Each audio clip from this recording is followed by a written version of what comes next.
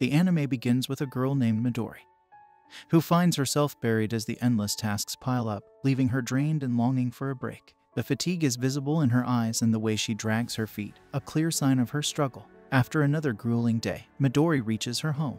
But as she steps in, tired and weary, she collapses, her body unable to carry the weight of her exhaustion anymore. In this moment of helplessness, a crushing realization hits her: she might be facing her end. Tears stream down her face, not just from physical pain but from the sorrow of leaving the world without a chance to bid farewell to her loved ones, especially her parents. As she lies there, something extraordinary happens. Midori feels her soul leaving her body, a sensation both eerie and serene. Amidst this surreal experience, she encounters a divine presence, God. This encounter turns her world upside down.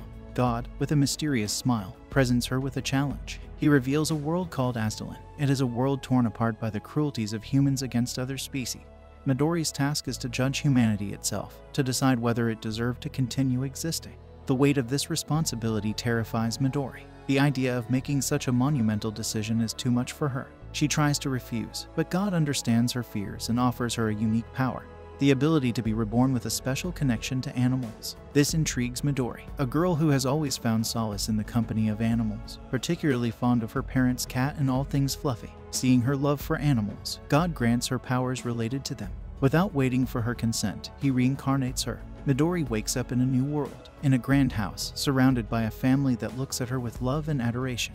She has become Nefertima, a little girl in a royal family. 3 years pass, and Nefertima, now affectionately called Néma, grows up in the royal ducal family of Oz. She is the third-born child, living a life far removed from her past struggles. Her days are filled with the love of her brother Ralph and sister Kara, who bring joy to her life with simple gestures like flowers and fireworks. Néma's third birthday is a grand affair, celebrated with enthusiasm by her siblings. But what truly makes her heart full is the presence of numerous animals. She is drawn to them, wanting to feel their soft fur and bask in their unconditional love. As she runs towards her pets, she stumbles, but her loyal dog D is there to protect her, a moment that brings relief to her parents and joy to her heart. Surrounded by these creatures, Néma feels like she is in paradise. However, she soon realizes that taking care of so many animals is not as easy as she thought. We then see Néma's mom, who was really worried because she had to go to the royal palace. Her husband wasn't home, and Ralph and Kara were at the academy. This meant there was no one to look after Néma,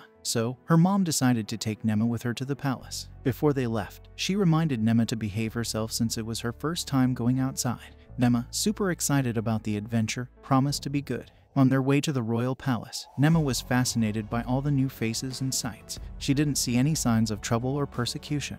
When they got there, her mom put a protection spell on Néma and told her to stay put while she went to take care of her royal duties.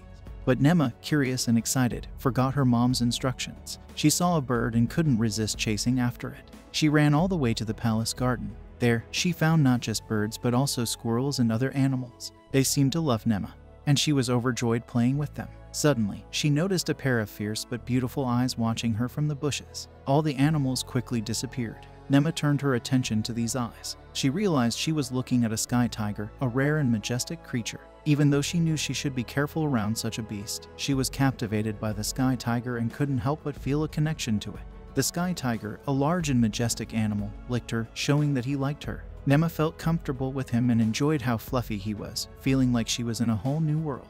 It was unusual because the sky tiger, usually a fierce beast, let her sit on his back without any fear. Néma took this chance and climbed onto the sky tiger's back. The sky tiger then took her to his master, a prince. The prince was shocked to see a little girl riding his sky tiger, Lars, because Lars usually didn't get close to anyone else. The prince was also worried about Néma, wondering why she trusted the beast so easily. When the prince warned her, Néma looked at him and was momentarily captivated by his looks. However, she got annoyed when he picked her up and held her in his arms. Néma asked him to put her down, but the prince, finding her reactions amusing, put her on his shoulder instead. This made Néma yell and struggle, trying to get down. But then, Lars, the sky tiger, took her from the prince and put her down, which surprised the prince because Lars was never friendly like that before. The prince was impressed by Néma and asked about her parents, thinking she was lost. Néma tried to explain that she wasn't lost, but the prince didn't listen and decided to take her back to her father on Lars' back. When they reached the royal palace and found her father in the king's library, Néma ran to him. Her father was surprised and worried to see her there. The prince then told a story about how he had saved Néma, who was lost in the forest. Néma was annoyed by this lie because she wasn't lost. Her father, relieved, hugged her and thanked the prince for saving his daughter. Néma was shocked to learn that the young man she thought was just a brute was actually a prince. She decided to call him the Brute Prince. When the king himself came and introduced the prince to Néma, she realized the young man was not only a prince but the king's son.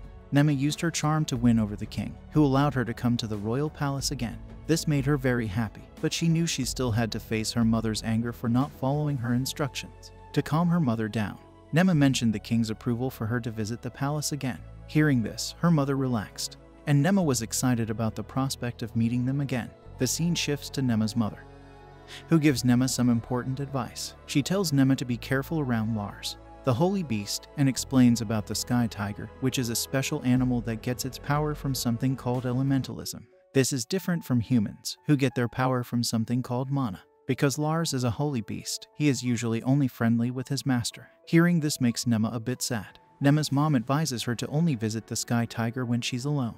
Néma seems happy with this idea, but instead of showing she understands, she quickly runs off to play with her dog, D. Her mom is a bit worried about how much the animals, including Lars, like being around Néma. Soon after, Néma is taken to the Magnificent Academy, where her older siblings study. Because her father is the Duke, she gets special treatment.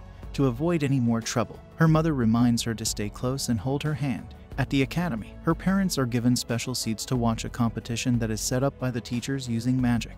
Néma is really impressed with the competition ground. The first round of the competition is between her brother Ralph and another competitor. The competitor looks tough, and Néma is a bit scared for her brother. Both Ralph and his competitor have soldiers and magic master wands. When the fight starts, Néma watches nervously. Luckily, Ralph wins, knocking down his rival. Néma is so happy for her brother that she runs to congratulate him. After the excitement, Néma feels the need to go to the restroom. She feels much better after and goes to find her brother again. When she finds him, he's not alone, he's with Tristan, who is bragging about winning the competition. Néma butted into the conversation between her brother and Tristan by calling out to Ralph. Tristan made fun of Ralph, suggesting he could use taking care of his sister as an excuse if he lost the battle. This comment made Néma really angry, and she ended up insulting Tristan. Tristan couldn't handle this and was about to hit her, but Ralph stepped in to protect her before Tristan could do anything. Just then, the prince arrived, and both boys greeted him. The prince scolded Tristan for trying to hit a child and made him apologize, especially since the prince was siding with Néma. The prince thought Néma was scared of Tristan and hiding behind Ralph, but in reality, she was more wary of the prince himself. When the prince mentioned saving Néma in the forest, she quickly denied ever getting lost, grabbing his attention. The prince picked Néma up and decided he wanted her to be his plaything. Néma didn't like this idea, but when the prince offered her access to the royal palace whenever she wanted, she started to consider it. The prince also warned Tristan not to mess with Néma, claiming her as his own, which scared Tristan away. The prince assured Ralph that his father, the king, was fond of Néma and didn't mind her being there. Néma was annoyed with the prince, especially since he seemed pleased with the king's approval. The prince, misunderstanding her, thought she wanted his attention and began to playfully poke her cheeks. Ralph asked the prince to hand Néma over to him because they needed to attend Kara's trial. The prince decided to go along, not wanting to leave Néma alone. As they moved to the trial grounds, the prince suggested they treat him as a student, as he was there to watch the competition. They then focused on Kara, who was about to face a magical challenge involving a fire dragon. The prince learned that Kara had great control over fire, but needed to master water elements, making the task risky. Néma, overhearing this, was worried about the dragon. Seeing her sister's confident smile, she realized Kara wouldn't back down. Suddenly, Néma couldn't bear the thought of the holy dragon being harmed. Acting impulsively, she jumped from the prince's lap and rushed to the trial grounds. Her parents were worried as she leaped from a high wall, but she landed safely due to some magic. As soldiers prepared to confront the fire dragon, Néma stands bravely in front of the dragon, determined to protect it from harm. The dragon can speak and tells Néma that this is no place for a child. Néma tries to reason with the dragon and asks it not to harm anyone else. The dragon doesn't like how it was forcibly summoned by humans and approached with hostility. However, Néma doesn't want anyone to fight, and all she wants is to touch the dragon's scales. To her surprise, the dragon is impressed by the fearless little girl and allows her to pat it. Everyone watches this in disbelief. Néma thought the dragon would feel hot, but it's actually cool and smooth. The dragon enjoys Néma's touch and promises that if she ever needs its help in the future, it will recognize her as its master. Before leaving, the dragon gives Néma a magical orb to stay connected. Néma, to make it easier to carry, transforms the orb into a cute teddy bear with a ribbon. This orb connects their minds, allowing Néma to use the dragon's magic. The dragon introduces itself as Saul and departs. Néma's family, relieved that she's safe, embraces her tightly. Even the prince is concerned and orders the court mages to investigate.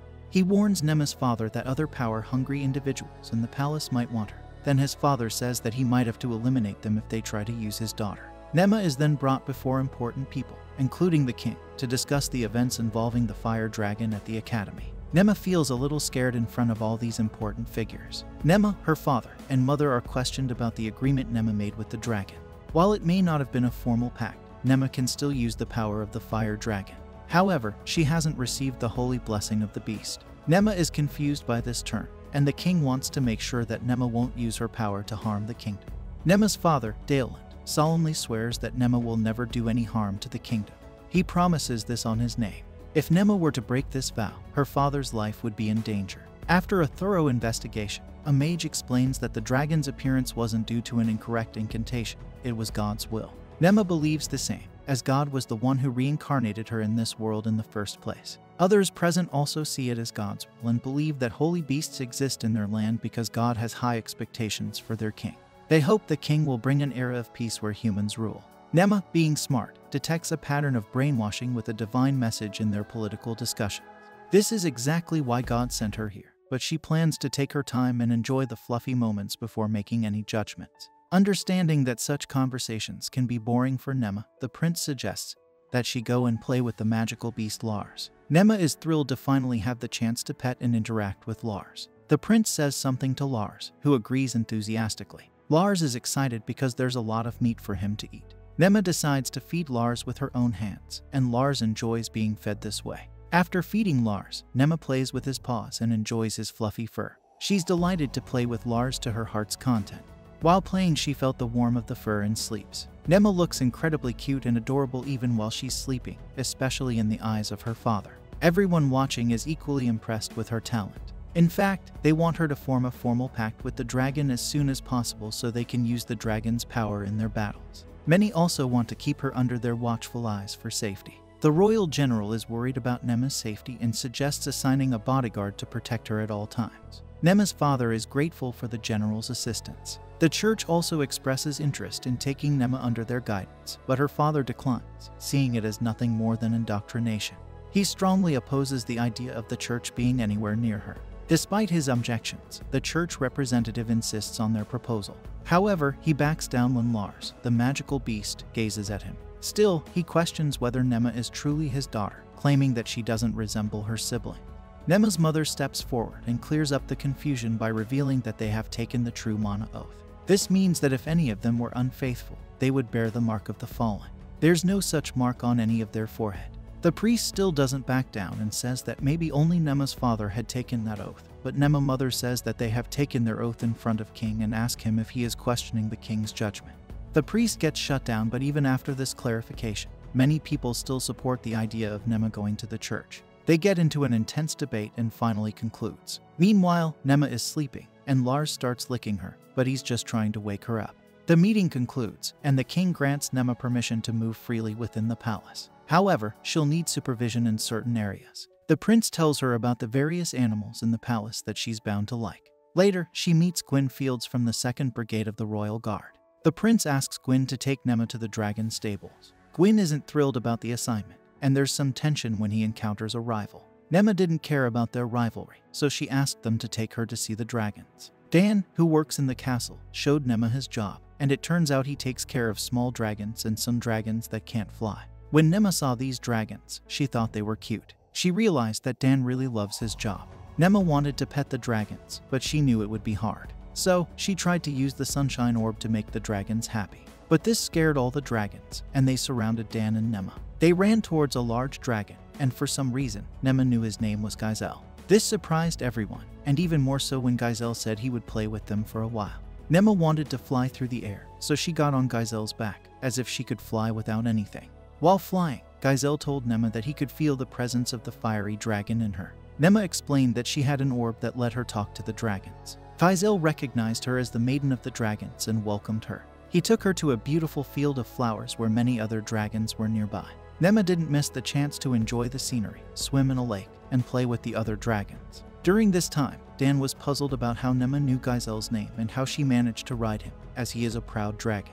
But the surprises didn't stop there. When Néma returned, she brought Lars with her. Now they had a little girl with the prince's sacred beast and many dragons taking care of her. Next day, Dan introduces Néma to the Beast Knight stables, home to various rare creatures, where they meet Leston Ogma, the captain of the Beast Knights Legion. Néma sees Leston and thinks of him as a kind guy, and introduces herself. Leston is skeptical about Néma's simplicity, especially after hearing Dan's tales of her ability to tame Giselle, the head of the dragons, who is usually untouchable by others. Eager to learn more about Néma's unique skills, Leston takes them to the magically maintained stable of horse, introducing Néma to US, the herd's leader. Despite her attempts, Néma's taming powers don't work on US, who remains indifferent to her advances. Leston explains Yuaz's usual kindness, but also his occasional stubbornness and aloofness from humans. Néma, after embracing Yuaz, understands and explains that Yuaz, as the herd leader, deliberately keeps strangers at a distance to protect his herd. Realizing this, Leston affectionately hugs Yuaz, apologizing for not recognizing his true intentions earlier,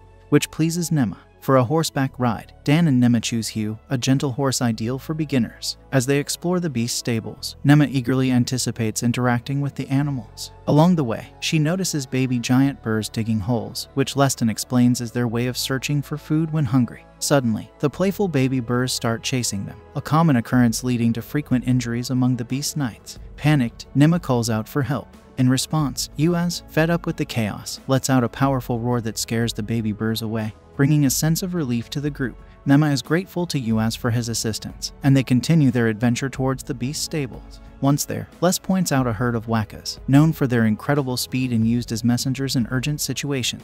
Néma, excited by the idea of speed, eagerly asks to ride a waka. Les hesitates, explaining that handling a waka requires skill due to their rapid pace. Néma, however, is persistent, and Les eventually agrees. They approach Yoshu, a waka, and Néma is fascinated by its smooth skin. Les provides guidance on managing the waka's speed, cautioning her about gripping too tightly, which would make Yoshu halt abruptly. Néma, thrilled, urges Yoshu to go as fast as possible. The waka suddenly dashes forward, taking Néma by surprise with its velocity, making it hard for her to breathe. Concerned, Les casts a protective spell on her, allowing Néma to safely experience the waka's swift movement. Upon completing the ride, Néma resolves not to ride a waka again, learning from Les that she only experienced about half of its maximum speed. Her reaction amuses Dan, leading to a playful argument between them. During this time, a Greyhawk, used for delivering messages, lands on Les's hand with a letter. Reading it, Les discovers there's trouble back at the stable and they need to return immediately. Néma, still eager to meet more animals, persuades Dan to visit the dragon stables. At the stables, they learn a white moose has escaped, a rare creature in the capital. Les forms a search team, reflecting on his challenging day, including Yua's fondness for Néma and Yoshu's unusual obedience to her commands. The day takes an even more surprising turn when Néma returns riding the white moose, accompanied by Lars. She explains that she found and tamed the moose while visiting Giselle. Les is astounded by her ability to tame the elusive moose and asks her to inform him in future such instances.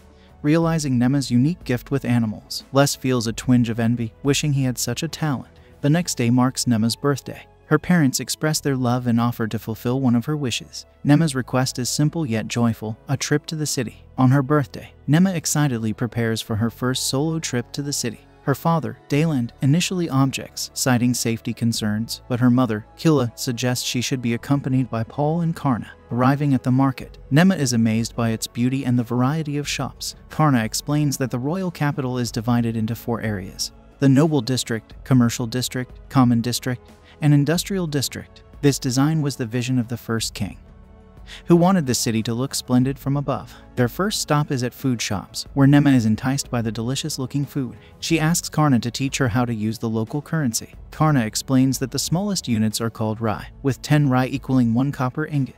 Néma then buys 3 chicken leg pieces for 3 copper ingots and shares them with her group, giving 1 each to Karna, Paul, and her pet dog D, celebrating her birthday by treating everyone. Next, Néma is drawn to the aroma of something sweet. She discovers a shop selling pepe, a treat made by frying boiled dough. Overjoyed, she buys 20 pepe for the price of a copper ingot, as the shop lady offers a special deal. Néma plans to share them with her family and everyone at home, impressing Karna with her thoughtfulness. Their visit continues with a stop at a tea shop. There, a girl from another table, familiar with the Os family, starts mocking Néma for her lack of magic and unusual appearance, including her black eyes. Karna, protective of her sister, sternly rebukes the girl, pointing out Néma's special status and acceptance by the royal family, and criticizes the girl for her lack of respect towards a noble family member. Néma returns home, impressed by her sister's strength. As she opens her room's door, she's greeted with a surprise birthday celebration. Everyone she cares about is there, despite their busy lives. Overwhelmed with joy and gratitude, Néma tears up, declaring it the best day of her life. The celebration is filled with joy and gifts. The queen presents her with a beautiful necklace and some potent magic stones. The brute prince arrives, too, and gives her a magical bracelet that promises to protect her from harm. Each guest brings a gift for Néma, making the occasion even more special. Les, the leader of the Beast Knight Legion, surprises her with a rainhawk, a relative of the Greyhawk.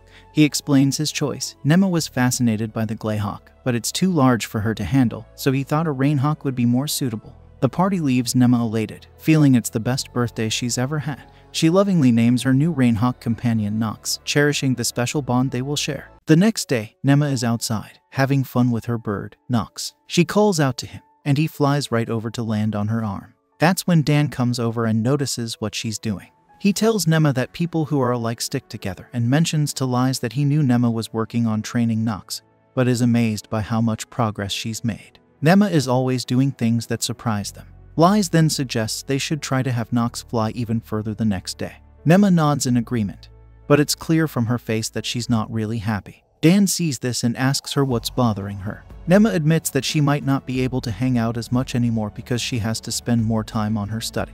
Then we move to Néma back inside her room, where Margus comes in with some news. She tells Néma that she's brought over the teacher who will be taking over her lessons from now on.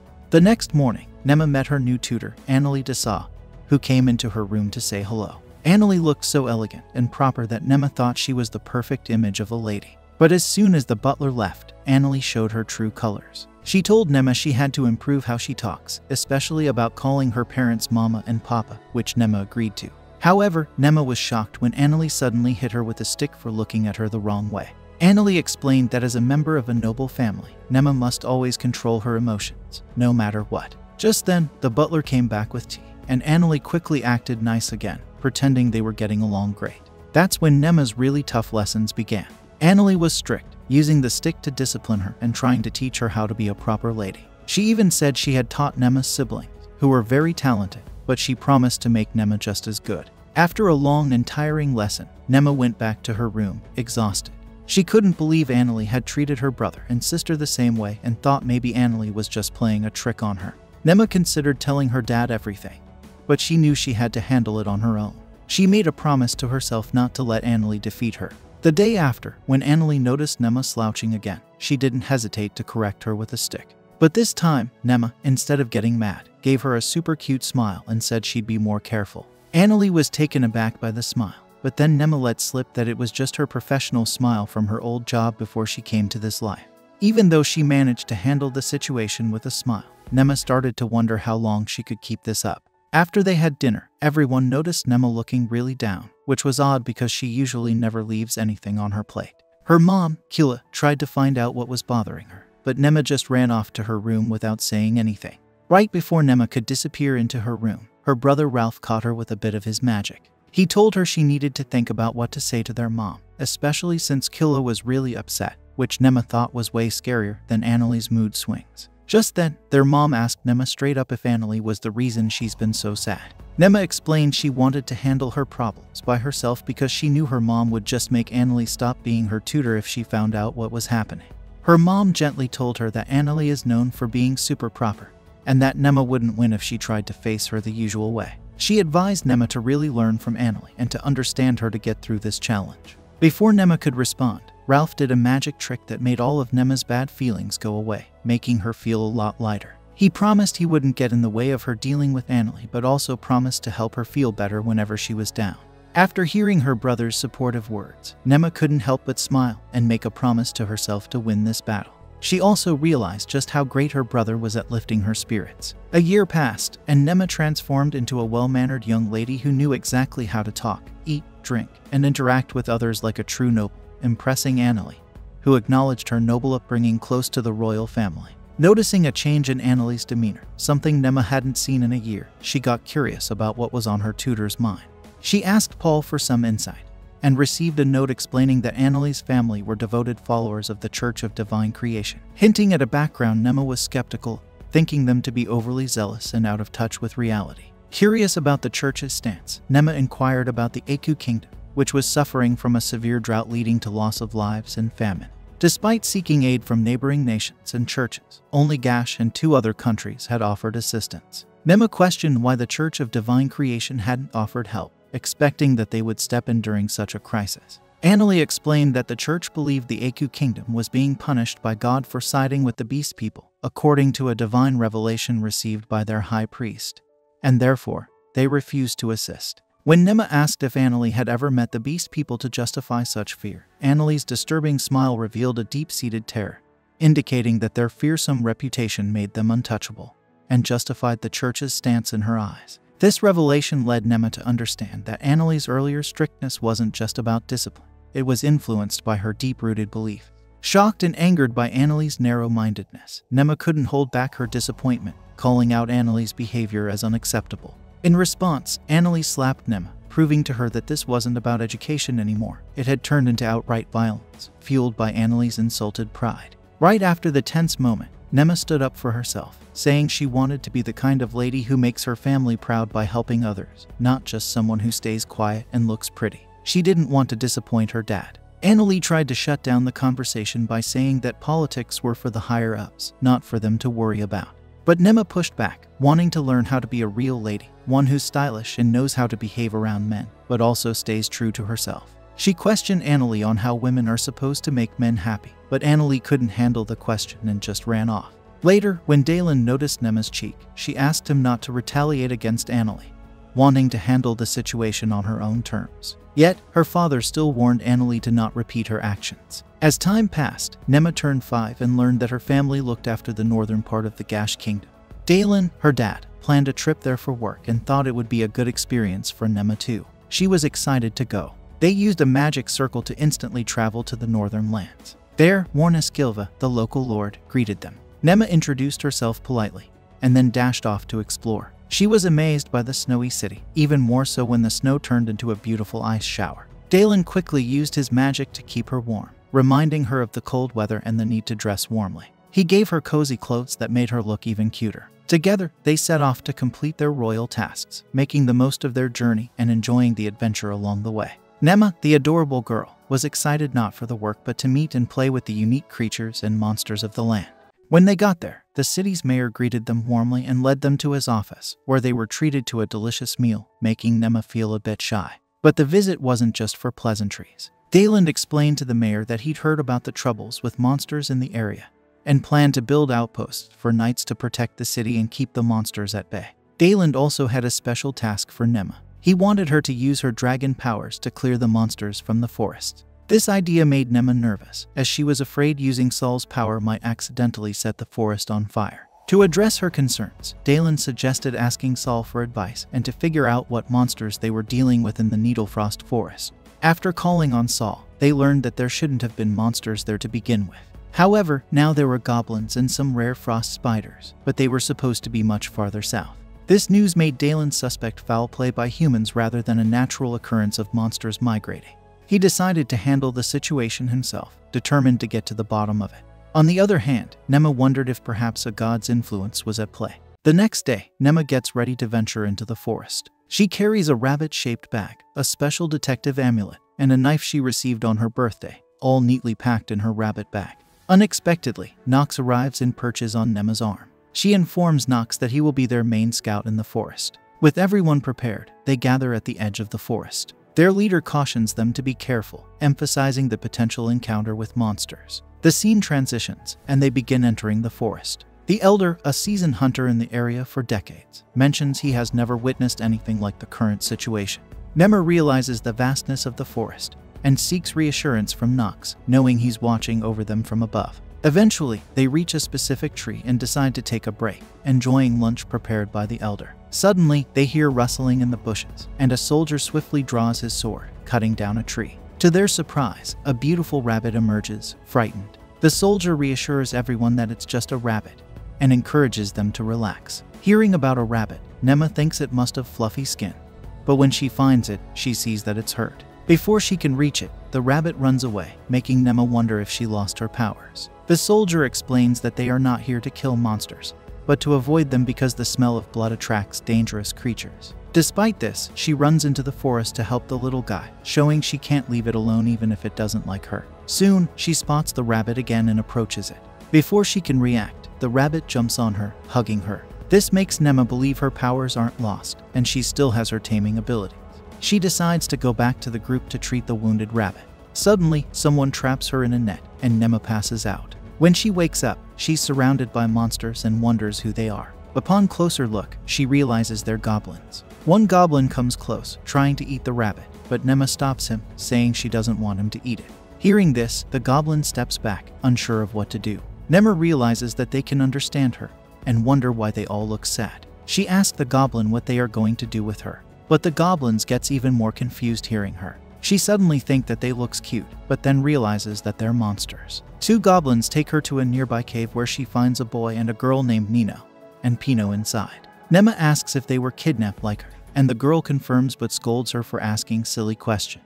The boy informs her that goblins also kidnapped some adults kept in other areas. Realizing they need help, Néma asks Saul to use his magic. Saul says he can't attack goblins as they are low-level magic beasts, suggesting she use his magic with her will. To do that, she needs to bring out fire from her mouth. Néma rejects the offer, believing her father and the villagers will rescue her. Just then, Nema's stomach starts growling loudly, revealing that she's hungry. She notices that both the boy and girl are also hungry. Seeing this, she decides to go out and search for some food but gets surprised when she bumps into a goblin.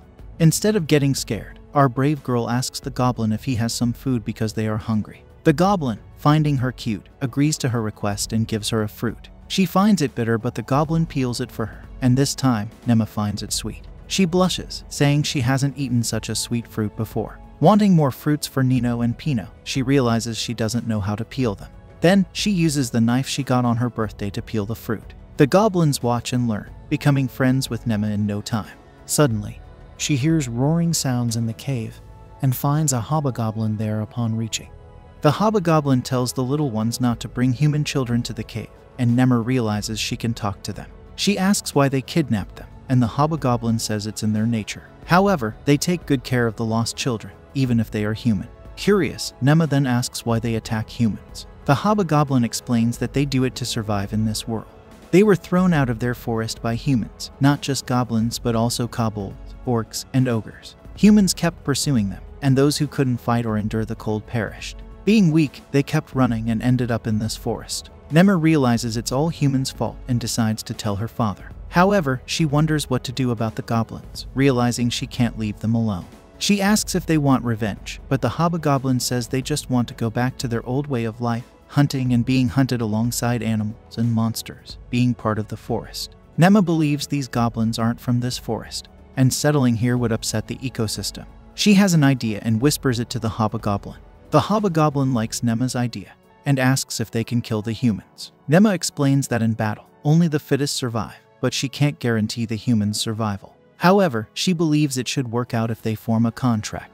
The hobgoblin agrees to help, but Néma says they need to solve another problem first, her father. If he comes, he might attack the goblins with his power. She tells the hobgoblin they need a plan to make sure her dad will listen to them. Next, she takes some fruit and gives it to Pino and Nino. She shares her idea, explaining they need to get out of the cave for it to work. Nino hesitates, saying goblins are monsters and they shouldn't help them. Néma believes goblins had their reasons and wants to save them. However, she knows her father won't listen if he finds out. She asks for their help, suggesting they act as decoys and pretend to be chased by goblins. Tino hesitates, worried about putting his sister's life in danger. Néma promises to cast a protective spell on her, but Tino remains unsure. Then, Nino steps up, saying she'll help. Despite being younger, she wants to protect the goblins' lives and promises to do everything she can. Néma hugs her, thanking her for the support, and they share a sweet moment. Following the plan, Pino and Nino run through the forest, being chased by the goblins, quickly grabbing the attention of the villagers. Dalen notices and commands his knights to protect the children from the goblins, just as Néma had planned. The children head towards the villagers, and the goblins, upon spotting them, retreat to their cave. The knights follow but encounter the hobgoblin and step back, hesitating to confront it. The hobgoblin assures them that he will release all the children. Before he can say more, Dayland activates his magic and fires at him. Néma shields the hobgoblin with Saul's magic. Seeing this, Dayland realizes it's Saul's magic and calls for Néma to come out. Néma, realizing her plan has failed, pleads with her father not to attack, and surprisingly, he quickly agrees. However, upon reaching the scene, Dayland changes his mind and orders his knights to attack the hobgoblin with their magic. Néma still manages to protect him with Saul's magic. Néma then rushes towards the hobgoblin, defending him and revealing it's not their fault. They were forced out of their forest by humans and had no choice but to end up here. She implores her father to listen, and eventually, Dayland agrees. Just then, Nox arrives, chirping, alerting Néma that danger is on the way. She senses an evil aura from the bushes and, with Saul's power, realizes it's an evil frost spider. Suddenly, the frost spider charges towards them, catching Néma and her father off guard. Dayland asks Néma to join him, and she agrees immediately. However, she shares that the frost spider is hungry and panicking. At that moment, a hobgoblin steps in, declaring he will face the frost spider in battle. Néma tries to interfere, but her father stops her, stating that it's a fight between the strongest and not for her to handle. The frost spider attacks the hobgoblin, who defends with his powerful hands. They exchange punches and kicks, but neither lands a decisive blow. The frost spider attempts a poisonous attack, but the hobgoblin leaps into the sky, delivering a powerful punch to one of her eyes, destroying it. Néma sees this as a fierce battle for survival. After the punch, the frost spider falls unconscious, and the hobgoblin, thinking he won, raises his hand. To his surprise, the frost spider gets up, jumps, and lands on the hobgoblin's body. Néma fears that if the hobgoblin loses, her father will wipe out all the goblins without hesitation for the sake of human safety. Blood appears beneath the frost spider, and the hobgoblin lifts her onto his shoulder. After a moment, he tosses her aside. The hobgoblin thanks Néma, revealing that the protective spell she cast saved him from being crushed by the frost spider. Néma, relieved that the hobgoblin is unharmed, senses something strange. Suddenly, her hands emit green magical energy, and the frost spider asks for her help to protect her child. The spider's offspring emerges from her body, surprising Néma, who realizes the spider was pregnant. The frost spider explains the challenges of finding food for her young due to the disrupted ecosystem caused by goblin. Heartbroken, Néma cries, feeling like a victim of the situation. She places her hand on the frost spider's body and prays for a peaceful afterlife or a new life. Dayland enters and embraces her, but Néma continues to cry, expressing regret for not saving the frost spider out of fear. Despite this, she vows to become stronger to ensure the well-being of every living creature. The hobgoblin wears a sad expression, then suddenly emits light from his body, leaving Néma and the others puzzled. As the light fades, the hobgoblin transforms into a human with elf-like ears and 2 horns on his forehead. Néma, surprised by this transformation, wonders about his identity. Her father explains that he might have evolved. Curious about this development, Néma seeks information from the holy beast fire dragon, who clarifies that goblins generally cannot evolve into this state as the highest order of goblin species is the hobgoblin. The fire dragon also mentions creatures called Oni and Wazai, possessing human body and horns. Intrigued by the term Oni, Néma questions Saul, who expresses a desire to see the transformed hobgoblin for himself, planning to visit the next day. Observing the hobgoblin's appearance, Néma compares it to flashy individuals in Japan. However, her father intervenes, instructing his knights to cover the hobgoblin's naked body with clothes.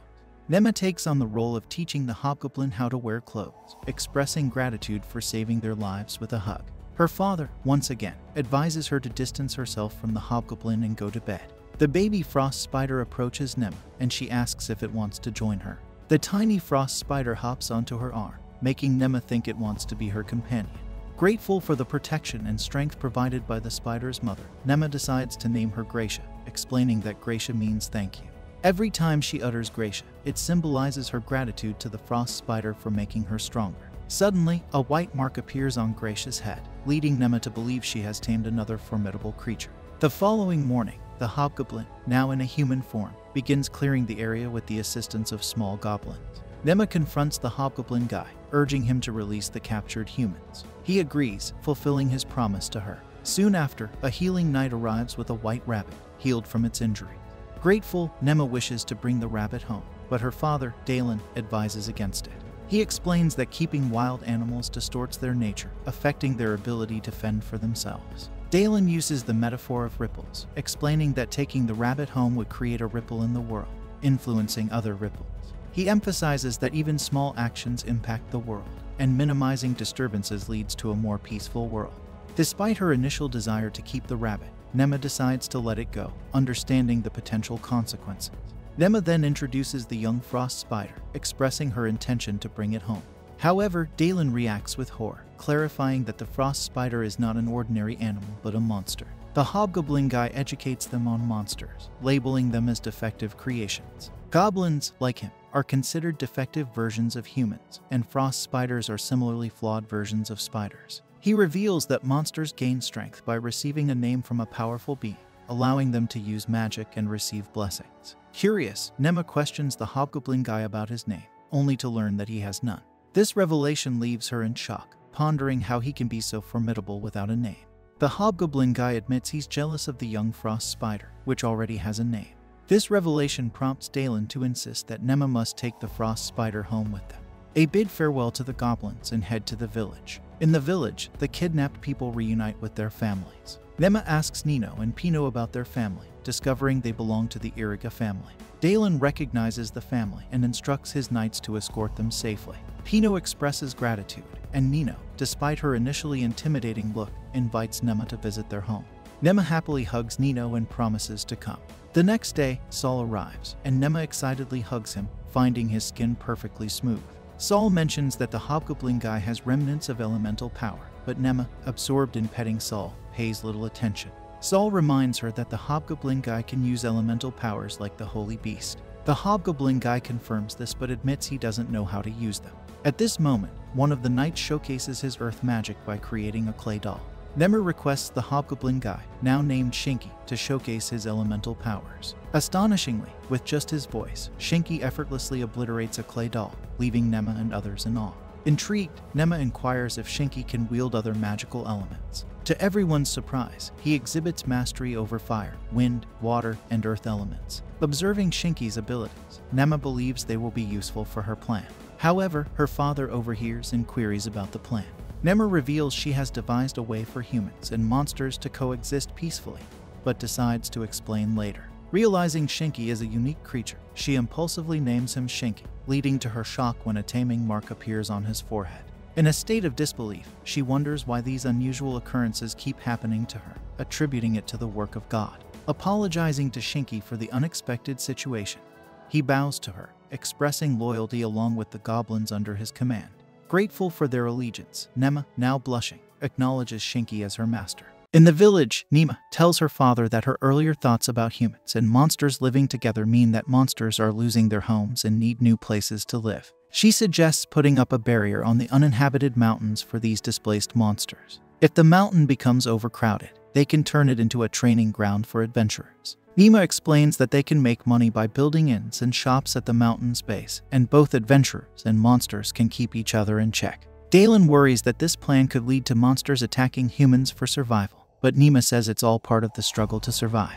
Dalen agrees, seeing the brilliance of the idea, and decides to consider it further. He then asks Shinki to accompany him on their next inspection, knowing Shinki's elemental powers and extensive monster knowledge could be helpful. Sadly, Shinki reveals he can't leave the nest for too long. He acknowledges Néma as his master and suggests giving a name to the next strongest goblin to protect the nest, allowing him to rest easy. Néma, surprised to be called master, tells Shinki she'd rather be friends and treated like a lady. Shinki agrees and promises to call her my lady from now on.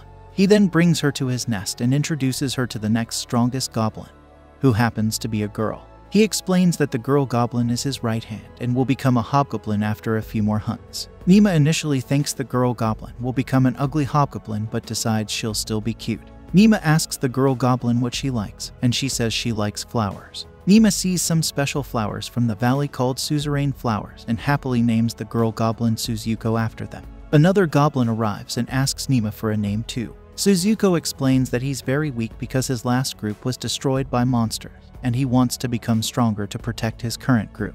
Néma hears this and worries about what to do. She knows the goblin is weak and might not get stronger, but she can't give up on him. She challenges him to hunt down a giant boar by himself, a task that could easily kill him. If he succeeds before they return from their journey, she'll give him a name. Néma thinks this challenge will make him back off, but to her surprise, the goblin smiles and accepts. Impressed by his determination, Néma decides to name him Tauki to make him feel stronger. Tauki blushes and thanks Néma for the name.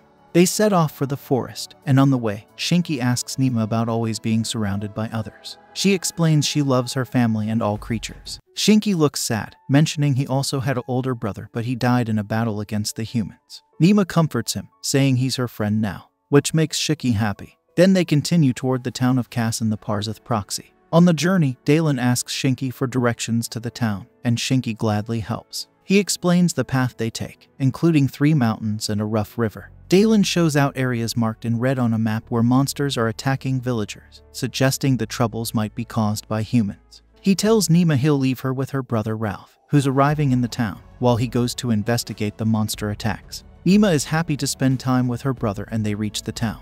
Dalen talks with the mayor, but Néma leaves with Shinki to go to the nearby guild. There, they meet Bella, who tells them beast people aren't allowed. Néma, realizing Bella doesn't know Shinki's true identity, assures her they're just visiting and will leave soon. Bella apologizes and shows them around the guild, explaining its rules. She explains that they've set up a cabin for their conversation, using soundproof magic to give them privacy. This way, no one else can hear what they're saying. Before they could start, a man shouting grabs their attention. He's complaining about the mayor stealing money, and nobody is standing up to him. Someone tries to calm him down, saying it's for the good of the nation, but he won't listen. Bella explains he's Healer, the town chairman, doing his job honestly and opposing the mayor's injustice. Néma realizes the town is suffering, and she wants to know the whole story. She approaches Healer to find out more. As they argue, Néma tugs on his trousers to get his attention. She asks what's wrong, but Healer refuses to talk to a kid. Néma gets angry at being called a kid but manages to keep calm. She tells him she has a connection to the Duke and could sort out the matter quickly if he explains everything. Shocked, Healer listens as Néma reveals her identity as Nefertima Ost, the second daughter of Daland Ost. Néma's introduction surprises everyone, and Healer apologizes for his earlier behavior. But he hesitates to share the matter with Néma, thinking she's too young to understand. Néma assures him she's on an investigation mission with her father and shouldn't be underestimated. So, he opens up about the mayor's actions, how he's taking money meant for the injured but not giving it to them. He also mentions increasing monster attacks, with more people getting hurt every day. This worries Néma, realizing the mayor is causing problems in the village. Healer adds that the mayor is also messing with infrastructure, and he has proof against him. Néma realizes they can expose the mayor to her father and get him punished for his crimes. She asks Healer to share everything with her father, and he agrees, swearing to God. But one thing bothers Néma: why aren't the knights coming to help? It turns out they're busy dealing with kobold robberies, causing chaos. The knights prioritize eliminating the kobolds, leaving other villages like theirs without aid. Hearing this, Néma starts thinking about Fluffy's animal again. She decides to involve their leader in her plan, knowing they must have won because of how organized they are. To tackle this, she instructs Shinki to work with the goblins and win them over to their side. Néma also sends Nox to message her father, asking to meet at the mayor's house. Realizing Néma's next stop is the mayor's house, Belle offers to lead her there. Despite it not being her duty, Néma accepts her help. At night, they head to the mayor's house, where Healer expresses anger toward his predecessor for not fulfilling their duties honestly. Impressed by his loyalty to his job, Néma approaches her father, who looks extremely serious. He's angry because she left without permission. Néma realizes she made a mistake and apologizes, but she knows apologies alone won't fix the situation. Her father scolds her, worried about her safety. Néma feels like she's let him down. She left without telling him, and she didn't even bring any guards. What if something happens to her and her family? Tears start welling up in her eyes. Before they can fall, her brother Ralph steps in to support her. He can't stand to see his sister cry. Néma remembers how their family always stands by her when she's in trouble, which makes her cry even more. The prince notices and gently wipes her face with a cloth. It's annoying for her, and she feels irritated. But seeing the prince surprises her. How did he get there? The prince had some free time and decided to come play with Néma to cheer her up. He couldn't resist when he heard she was there. Despite Ost's welcome, he isn't pleased with the prince's presence. Néma notices this tension and turns their attention to Healer. He reveals everything to the Duke, who then goes to confront the mayor. The mayor warmly welcomes the Duke, but his face turns pale when he sees Healer. He tries to defend himself, but the Duke isn't interested in excuses. The Duke dismisses the mayor and appoints someone else to handle the situation. After this, Néma enjoys spending time with the prince and Ralph. The next day, as Dalen chats with other knights, he expresses gratitude to Duet for his valuable insights and praises his investigative skills. Dalen asks Duet to assist him in their work, but Duet declines, explaining he has nowhere else to go for employment. Upon hearing this, Néma invites Duet and Belle to join their mission, believing they could be helpful. However, Dalen warns them of the risks involved, emphasizing the need for loyalty from everyone, including the prince, to keep the mission secret. Dalen then shares Néma's plan, which the prince finds amusing. Despite his skepticism about gathering monsters in one place to fight humans, he acknowledges Néma's extraordinary powers and sees her potential. As he speaks, Dalen appoints Ralph as the new head of the mission, to which Ralph eagerly agrees. Suddenly, Shinki arrives, and Néma rushes to hug him. Ralph, unsettled by this, demands to know who Shinki is with a menacing glare. Néma reluctantly explains that Shinki used to be a hobgoblin but now serves her as her loyal companion because she tamed him. Dalen explains that Shinki was bound by his true name before he could intervene, and Néma now considers him her protector. Néma then asks Shinki about his encounter with the local goblins. Shinki recounts meeting a group of 16 goblins led by a hobgoblin. Despite attempting to negotiate, Shinki had to defeat them in combat, and now they serve him. Pleased that the goblin situation is resolved, Néma then inquires about the kobolds in Lenny's city. Dalen reveals that there have been reports of kobold attacks in the area. However, the knight leader informs them that there are not just a few but hundreds of kobolds divided into 5 groups with specific tasks like guarding and scouting.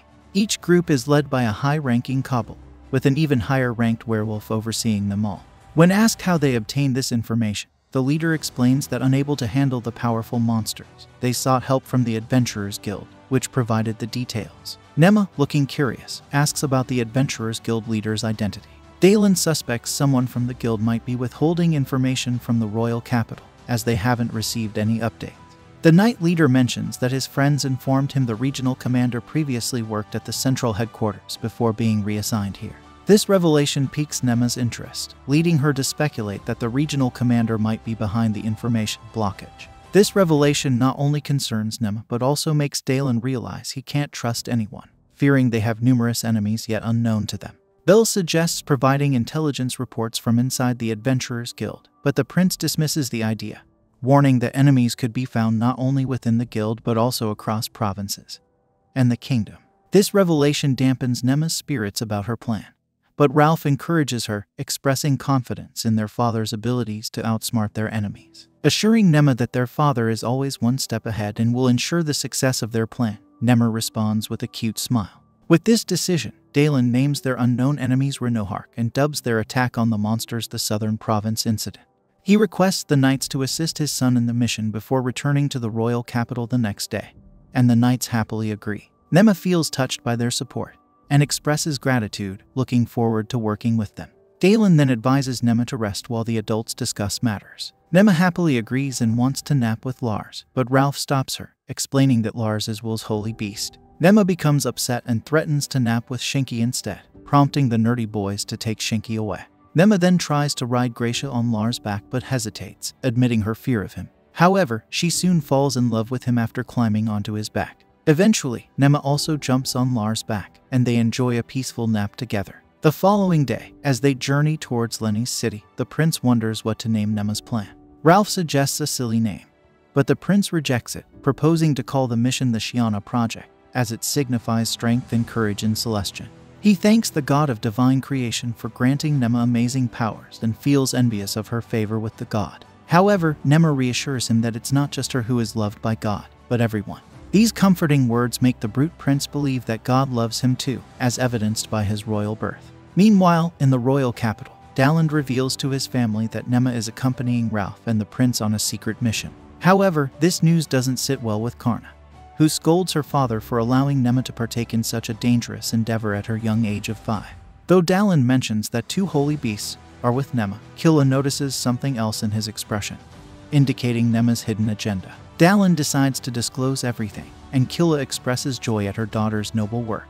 She emphasizes that monsters, like humans, are creations of God and deserve to live. She then suggests hiring bodyguards from the Adventurers Guild to protect Karna and help her develop her magical abilities. However, Karna insists on going only with her sister. Killa then shares news of an upcoming visit from their uncle Philip, a respected purple rank adventurer, who will serve as an excellent mentor for Karna. Encouraged by this, Karna pledges to become powerful and aid her family. As they reach Lenny's city, Néma gazes at the forest, her thoughts drifting to kobolds. She expresses her desire to see them immediately. Upon arrival, the leader of the knights presents the royal family's symbol to the city guards. The guards, recognizing it, swiftly open the gate but inform them that their captain wishes to meet the prince. In response, the brute prince and Ralph leave Néma in the carriage and proceed to meet the captain.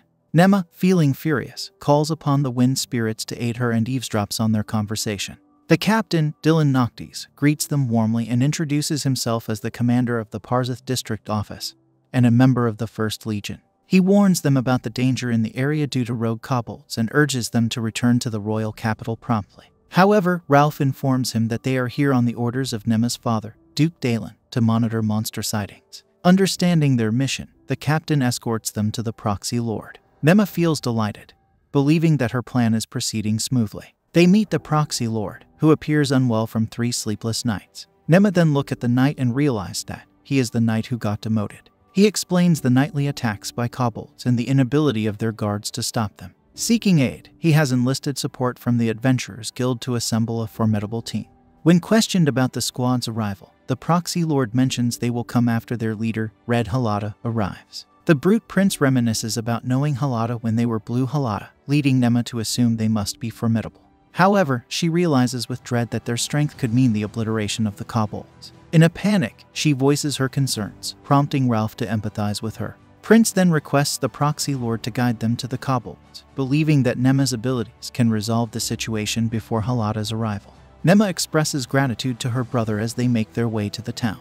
Along the journey, they encounter some children mistreating a lone puppy. Néma reprimands them for their cruelty, but one of the boys justifies it, claiming his father instructed him to harm all dogs, considering them their greatest enemies. Néma explains to the boy that his father might be talking about kobolds, creatures resembling dogs, but harming defenseless beings is disgraceful. The boy reacts angrily and attempts to strike her, but the knights intervene swiftly. Néma then emphasizes that true strength is not meant for bullying, but for defending the vulnerable. She assures them they won't harm anyone and asks for the puppy, which they agree to. She picks up the puppy and realizes that she needs to use her brother healing magic on him. She then asks the boy whom does he want to protect and asks if he wants to protect this children's. The boy, angered by Néma's words, asserts that a noble like her cannot understand their struggles. However, Néma counters, stating that genuine power encompasses more than physical might. She encourages him to pursue honorable strength like the knights, remaining upright and brave.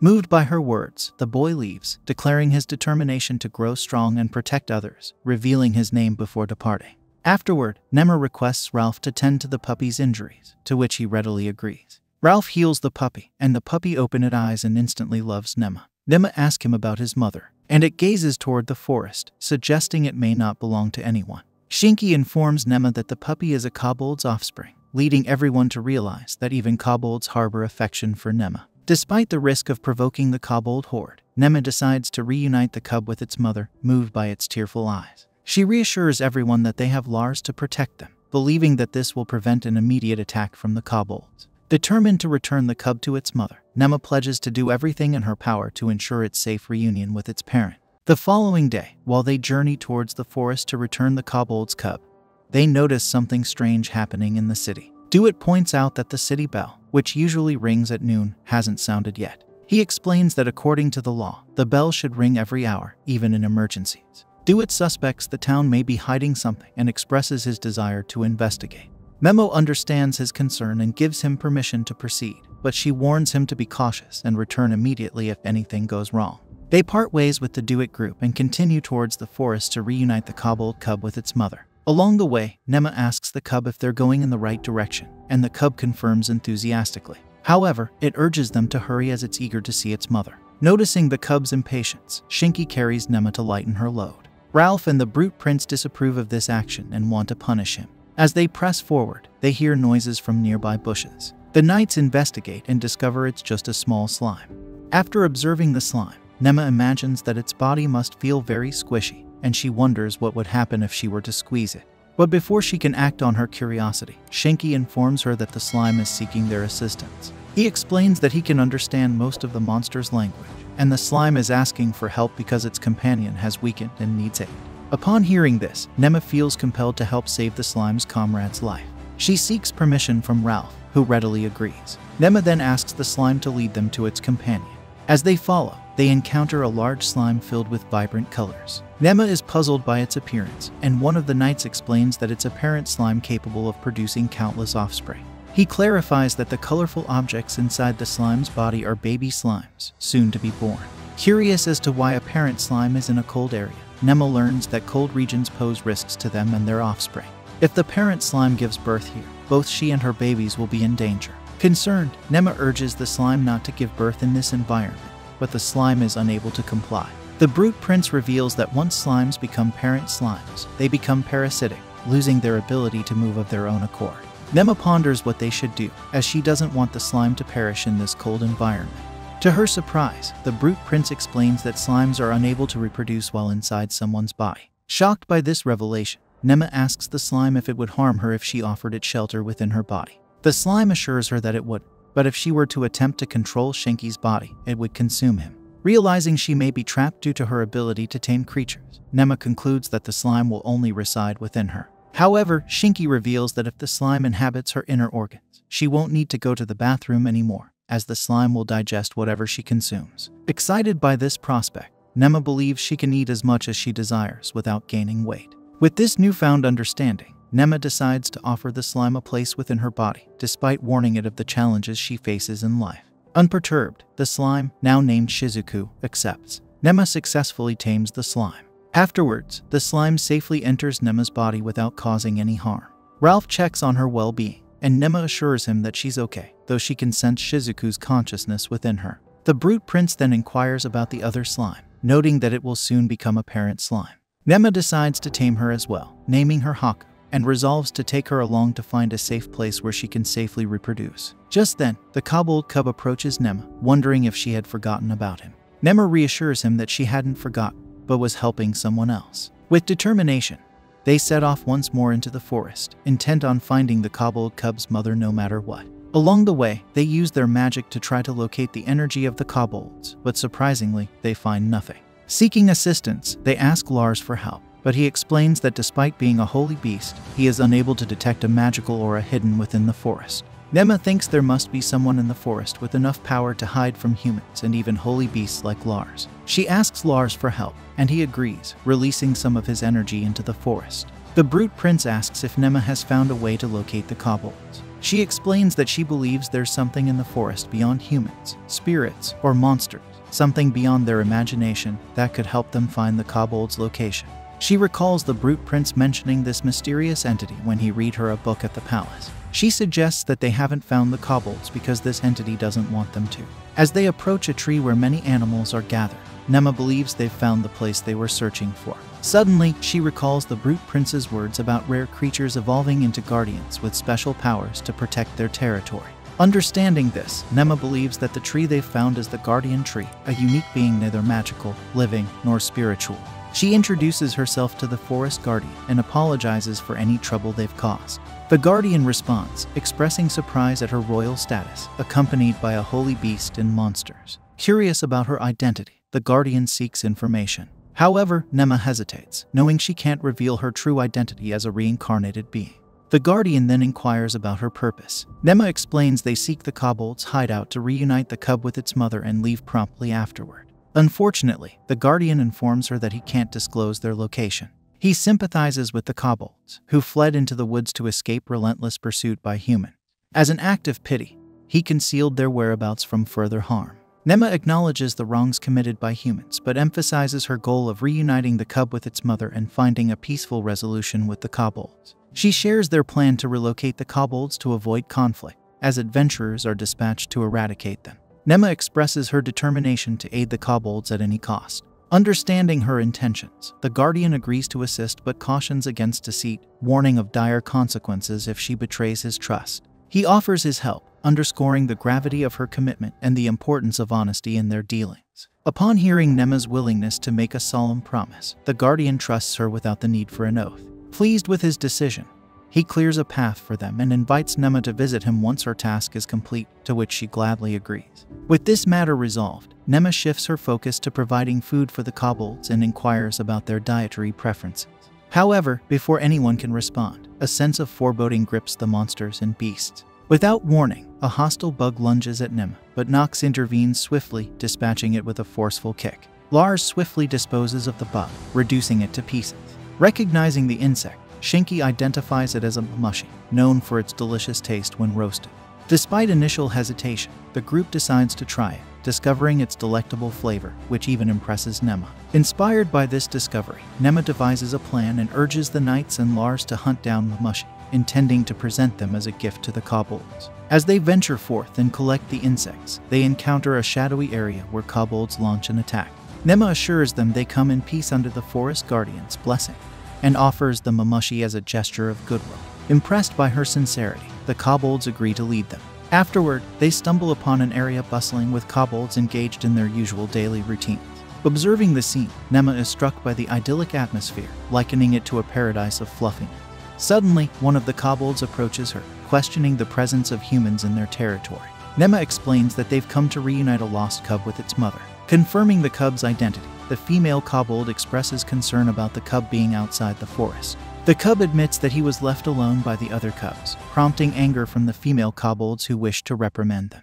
However, Néma intervenes, offering the kobolds the food they brought as a gesture of goodwill. In her thoughts, Néma strategizes that once the kobolds trust them after enjoying the food, she will initiate negotiations with them. We then see Néma, who has offered food to other kobolds. Hunting is hard for kobolds, so having a tasty monster to eat is a big deal for them. They're enjoying it a lot. Then, the kobold leader, Cicely, tells Néma to go back home. Néma tries to distract her with the food, but Cicely isn't interested. She's tired of humans who have killed many of their kind.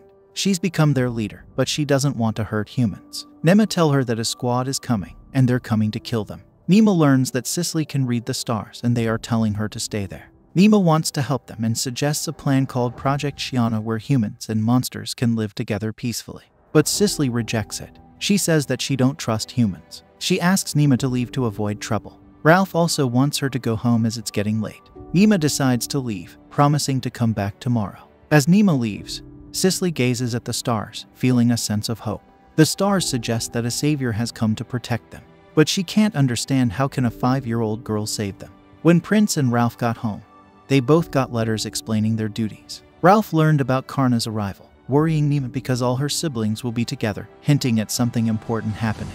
The prince's letter asked him to check on the knights and gave him authority to capture them if anything strange occurs. This is the first time the prince has received such a command, surprising Néma, who thinks it will help end corruption. The prince notices her smile and asks why she's happy. Néma assures him she's happy because he'll stay by her side. This makes the prince blush and think about his tasks. Before, Néma was worried about Hirlin, who hasn't returned. But Prince used spirit magic to see he's hiding from someone, though he doesn't need help, easing Néma's worry. With everything settled, Néma decides to move forward with her plan for the kobolds. She returns to their place and brings food to get their attention. A little kobold approaches her, not because he missed her, but because he's happy for the food. Cicely notices Néma's arrival as promised and is impressed. She sees the spider and parent slime with Néma, monsters living with her without any issues, which surprises Cicely. Seeing this, she starts to believe in Néma and her Shiana project, trusting that it could work. Néma assures Cicely that she won't betray them and takes on the responsibility of protecting them. Cicely, overwhelmed with emotion, starts crying bitterly as she recalls the loss in her bloodline, leaving only her and her sister alive, whom she loves dearly. To comfort Cicely, Néma offers her Haku, which brings her peace. Néma shares her plan to relocate the monsters where they can live peacefully without any trouble. She expresses her life purpose of creating harmony between humans and monsters, impressing Cicely, who is now ready to listen to Néma and follow her advice. Cicely moves on to gather the leaders, and Néma feels glad that she has succeeded in her mission. Néma is excited to learn about the bloodlines and their tasks as she arrives. She notices Hanley, who captures her heart with his fluffiness. Despite her excitement, she introduces herself as the leader of the Goblins and Shinki clan.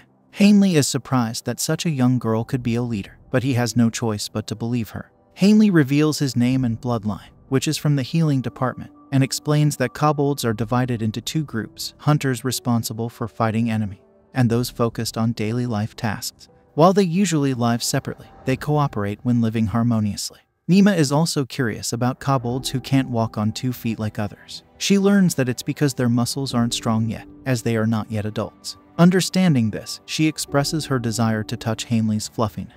Removing her glove, she touches the fluffy fur, feeling transported to another world. Ralph and Prince Brute notice what Néma is doing and become excited. They also touch Hanley, feeling just as happy as Néma. Néma even suggests they feel his fluffy fur to perform magic, but Hanley refuses, afraid of their ideas. Before they can continue, Cicely arrives and redirects their attention to the leader. Once the leaders hear Cicely's plan, they agree to it.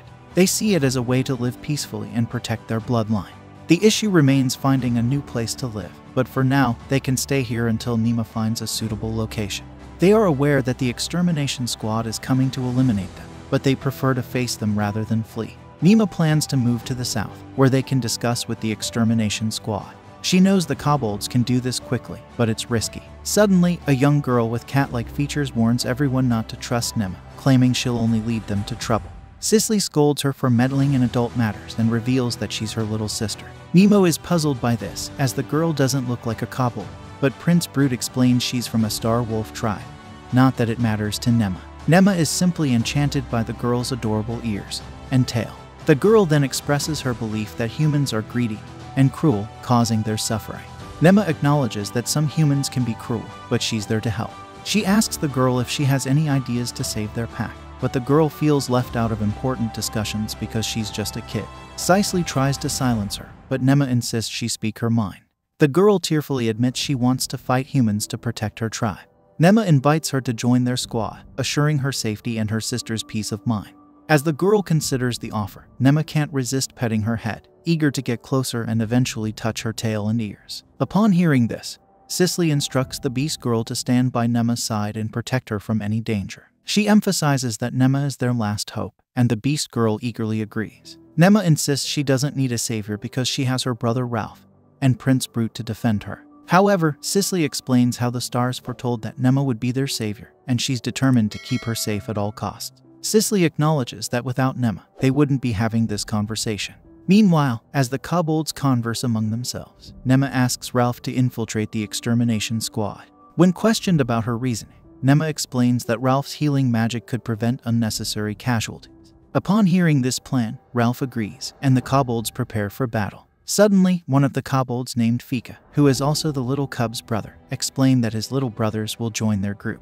When asked why, Fika explains that they can act as a messenger and can assist Néma in the upcoming battle. Néma happily accepts his offer. With this, Cicely assigns the chosen kobolds and the knights to their roles, cautioning them to be careful as she doesn't want them to get into any trouble. Afterward, they approach the leader of the extermination squad and request a private discussion with him.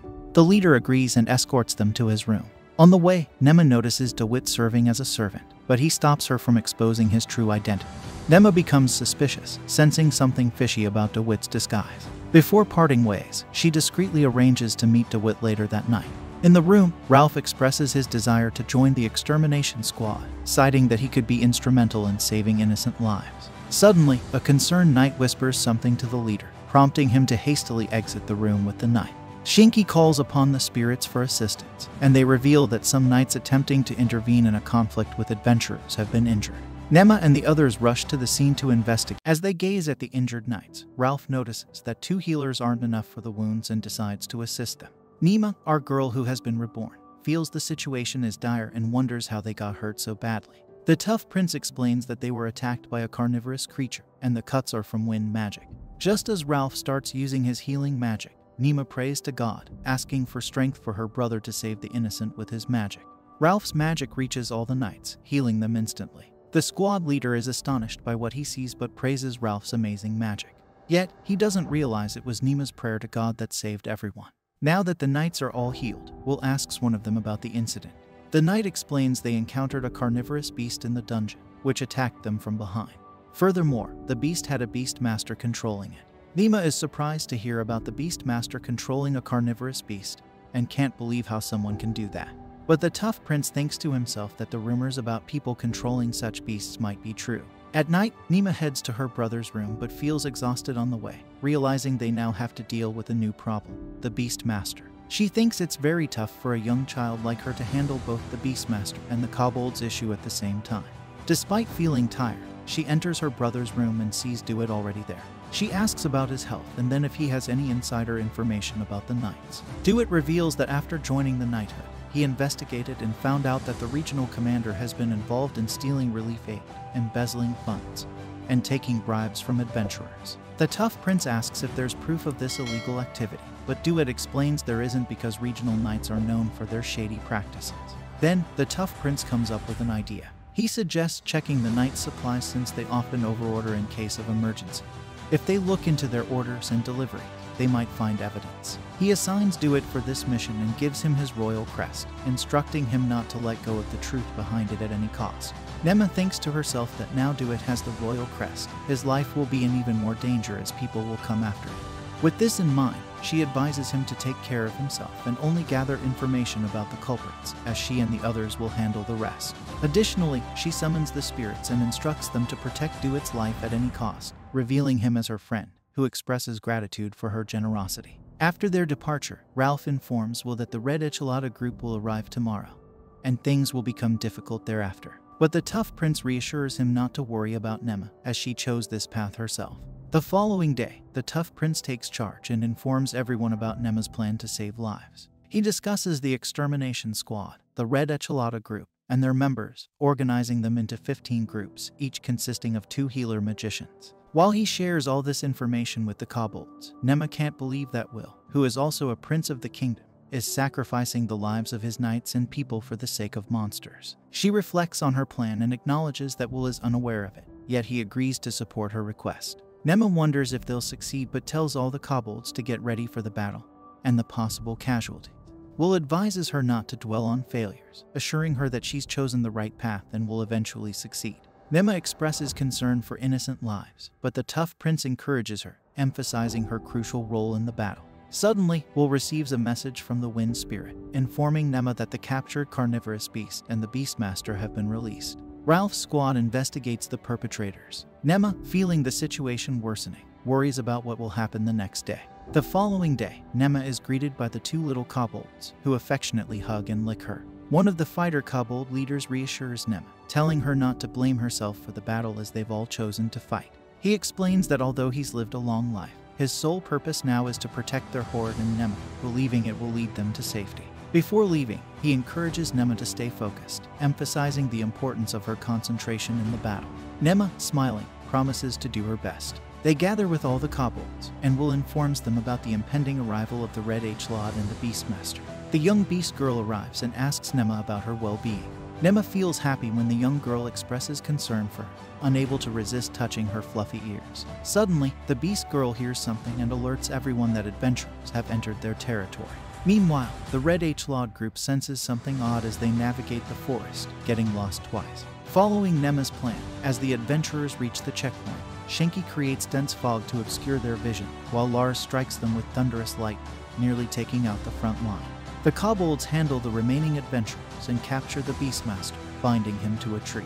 However, he commands the carnivorous beast to attack, prompting Gracia to intervene, paralyzing both the beast and the Beastmaster with her venom. Initially fearing they were killed, Néma learns they're only paralyzed, expressing gratitude to Gracia for her help. Will initiates the second phase, attacking the adventurers with various natural elements and traps, yet the Red Enchilada group survives.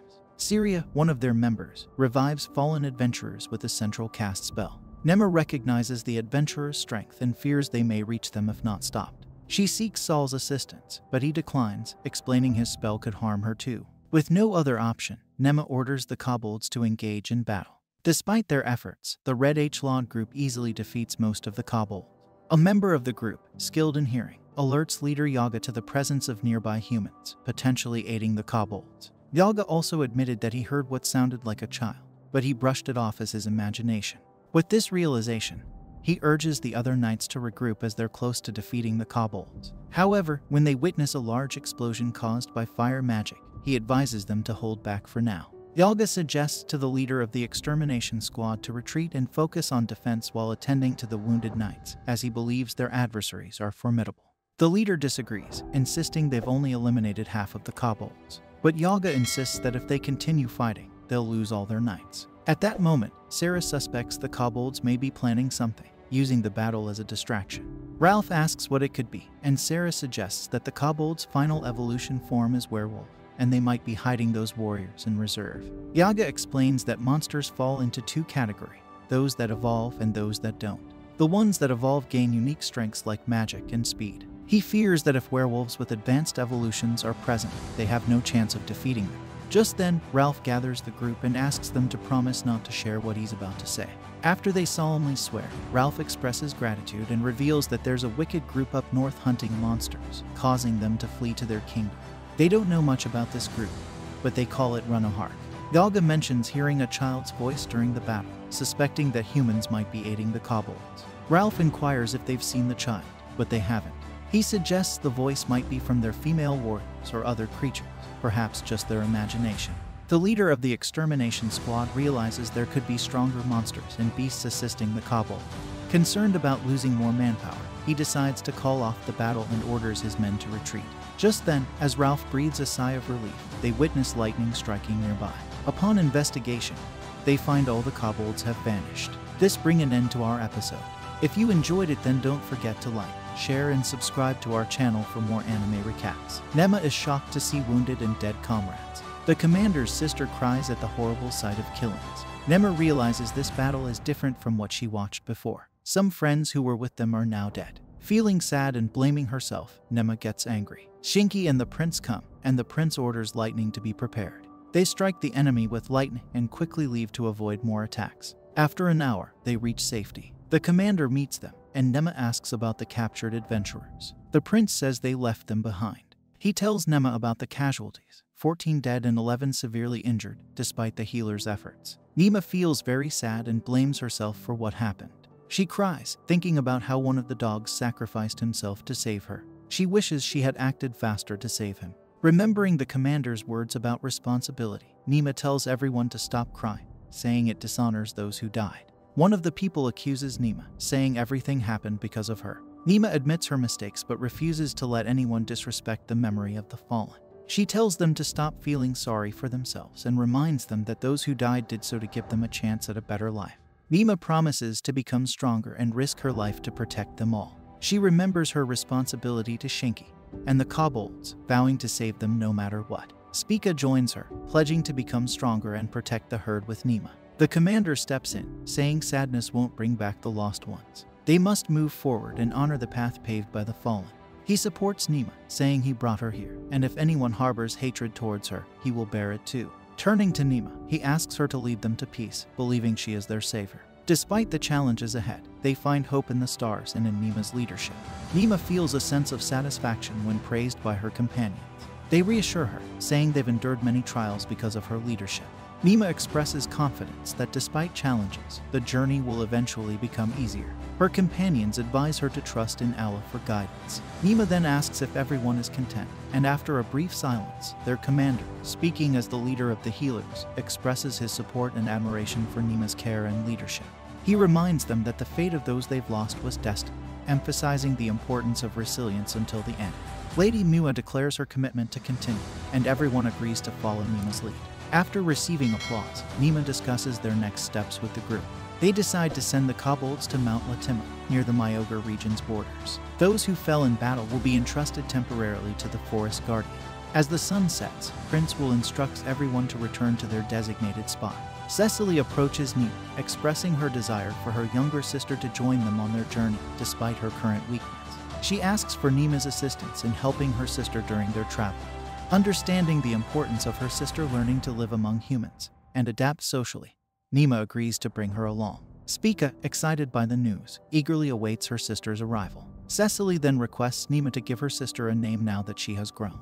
Néma explains that in their group, Hanley, the herd leader, usually names everyone. However, Cecily insists that her sister is not a monster and should not be associated with the tribe unless Néma names her. After some thought, Néma chooses the name Spica, inspired by the star of spring that signifies the end of harsh winter. Spica is delighted with her new name, expressing her love for it. Soon after, both Spica and her sister approach Néma, indicating their desire for her to name them as well. Cecily explains that she is curious to see how they will develop under Néma's guidance. After naming them Seago and Rixai, marks appeared on their foreheads, much to the dog's delight. They continued to play happily with Néma. Following this, Prince will announces that they need to head back as Ralph has reached out to them. The eradication team is preparing to establish their camp. Will and Néma spring into action to execute their plan, while Cecily stays with the rest of the team. She bids them farewell, urging them to take care of themselves. Néma assures Cecily that they will reunite with everyone once their task is completed. Then, Néma bids a temporary goodbye to her friend Spica, as she must wait for her. Néma, Will, and Shinki then arrive at the palace. Shinki informs Néma that they will spend the night in Galia and depart the following afternoon. They plan to use instant teleportation magic at Darsheli to reach Phoebe, depending on Hilren's report. Hilren welcomes them and presents the evidence they discussed, including request receipts, delivery confirmations, and usage logs. He reveals that he found additional request receipts, but couldn't locate the goods anywhere. Moreover, there are signs of tampering in the usage logs. Néma is shocked by this revelation, understanding that it means the invoices are fabricated, potentially implicating merchants and some knights. Prince Will declares they will initiate an investigation based on this evidence. He plans to request agents from the capital immediately. Néma inquires if Will personally arrest them, but Will prefers not to waste time there. He believes there's more to the story and wants to apprehend someone besides the leader, but he needs to review the details first. Ralph arrives, much to Néma's delight. Alf reports that they avoided losses as everyone has gathered for the honor ceremony. Ralph announces that tonight, they will all head to the forest for the ceremony. Néma is amazed by the crowd and the delicious food. Ralph advises her not to isolate herself and to stick close to him and Will. An elderly man expresses confidence that the knights will be delighted to have them there. Will expresses his joy over the success of the eradication operation and encourages everyone to continue working diligently for the kingdom. He instructs Shinki to keep a close eye on the old man during this time. Néma is authorized to apprehend him if he attempts to escape. Ralph informs Néma that he will go treat some people and advises her to stay with Will. He suggests they can speak to the Red Howlad in the meantime. They observe the knights approaching and expressing gratitude. Will acknowledges their impressive work on the mission, but the commander credits them for preventing significant losses on their side. Seeing Néma with a sword, she recalls the commander's actions during the war when he slew many kobolds. Black introduces himself to Néma as being from the Snow Bear tribe and expresses his honor in meeting the Great Wind Beast. He then inquires about her name, to which she responds as Dylan's second daughter. Locke expresses his difficulty with proper behavior and formal speech, apologizing to Néma. She assures him that she understands the cultural differences. Black then inquires about Lars, the great beast. Néma explains that Lars is her friend, which surprises Lack. He questions her friendship with the sacred beast, finding her odd since he greeted the beast himself.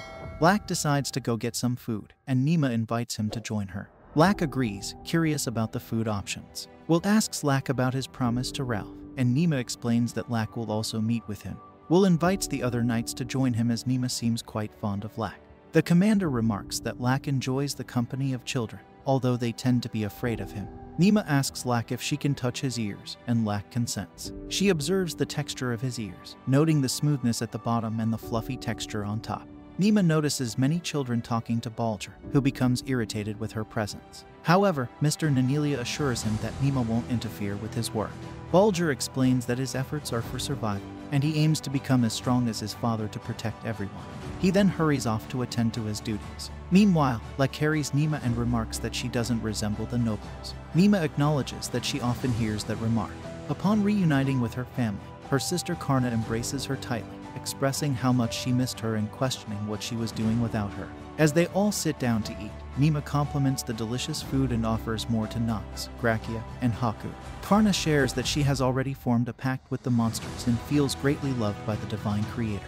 Néma advises Karna to focus on her study, explaining the weight of her current responsibility and her desire not to burden the family because of her youth. She expresses her determination not to bring shame upon their name. Touched by her sister's embrace, Néma feels a sense of warmth. Lack assures her that she can rely on him if she ever faces trouble, despite his limited skills beyond fighting. Néma appreciates his support and emphasizes Lack's kindness, hoping to dispel misconceptions about monsters and their nature. She trusts that Laxon, the leader of the fighters, will understand her perspective well. The scene transitions to Néma sleeping peacefully in her bed. Later, Saul appears at her balcony, rousing her from her slumber. Néma eagerly joins him, curious about his presence in Linus. Saul expresses a desire to show her a glimpse of the world, and they embark on a flight northward. As they soar through the skies, Saul highlights the beauty of the world, lamenting humanity's obliviousness to it. Néma agrees, noting humans' recklessness and vulnerability, yet admiring their sincerity and purity. She reflects on the diversity of living beings, all striving for survival. Moved by her love for the world and its inhabitants, Néma pledges to make the Shiana project successful, envisioning a harmonious place where everyone can unite under its light. This brings an end to our Season 1. If you enjoyed it, then don't forget to like, share, and subscribe.